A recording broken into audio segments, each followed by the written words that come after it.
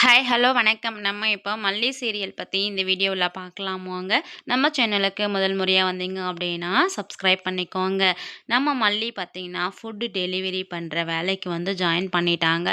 Join பண்ணிவிட்டு அன்றைக்கே பார்த்தீங்கன்னா டெலிவரி எல்லாம் சூப்பராக வந்துட்டு டெலிவரி பண்ணதாகவும் அதிலிருந்து வந்த ஸ்டார்ஸு ரிவ்யூ எல்லாமே பார்த்தீங்கன்னா சூப்பராக இருந்தது அப்படின்னு சொல்லிட்டு அந்த ஏஜென்ட் சொல்கிறாங்க.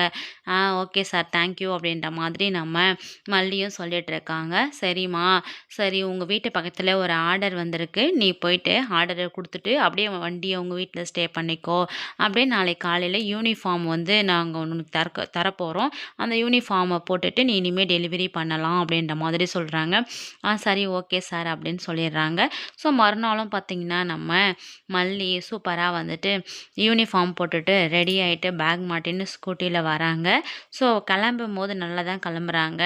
ஆனால் அங்கே வேலை பார்த்திங்கன்னா அந்த டெலிவரி வாட்டர் வந்துட்டு யாரோ ஆர்டர் பண்ணான்றாங்க. அதை போயிட்டு கொடுக்கலான்னு சொல்லிட்டு போகும்போது அந்த வீட்டில் வந்து ராஜேஸ்வரியும் சித்ராவும் இருக்காங்க.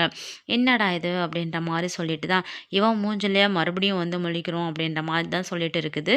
ஆனால் பார்த்திங்கன்னா இந்த ராஜேஸ்வரி நம்ம மல்லி செய்யக்கூடிய வேலையை பார்த்து பயங்கரமாக வந்து கேவலமாக பேச போகிறாங்க.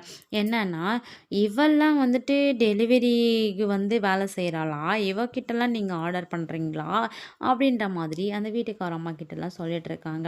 ஸோ அதுக்கப்புறம் தான் வந்து தெரிய வருது, இவ வந்துட்டு என் வீட்டில் வேலை செஞ்சுருந்தவ என் கம்பெனிக்கு வந்தால் நான் துரத்தி விட்டுட்டேன், இப்போ போயிட்டு இந்த டெலிவரி வேலையை வந்து செஞ்சிட்ருக்கா அப்படின்ற மாதிரி அந்த வீட்டுக்காரங்கிட்ட சொல்லி நம்ம மல்லியை கேவலப்படுத்த போகிறாங்க.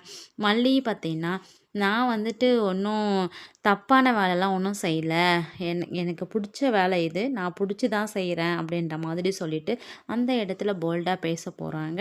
ஸோ ராஜேஸ்வரி மிஞ்சி வந்து நிறைய கேவலப்படுத்தினாங்க அப்படின்னா கண்டிப்பாக நம்ம மல்லி கையால் அடி உத வாங்க போகிறாங்க அப்படின்னு சொல்லலாங்க. ஸோ எந்த அளவுக்கு வந்து ராஜேஸ்வரி வாயை அடக்கிட்டு நம்ம மல்லிக்கிட்ட இருந்தாங்க அப்படின்னா அமைதியாக போயிடுவாங்க, இல்லை அப்படின்னா கண்டிப்பாக போல்டாக பேச தான் போகிறாங்க. வெயிட் பண்ணி பார்க்கலாம். தேங்க்ஸ் ஃபார் வாட்சிங்.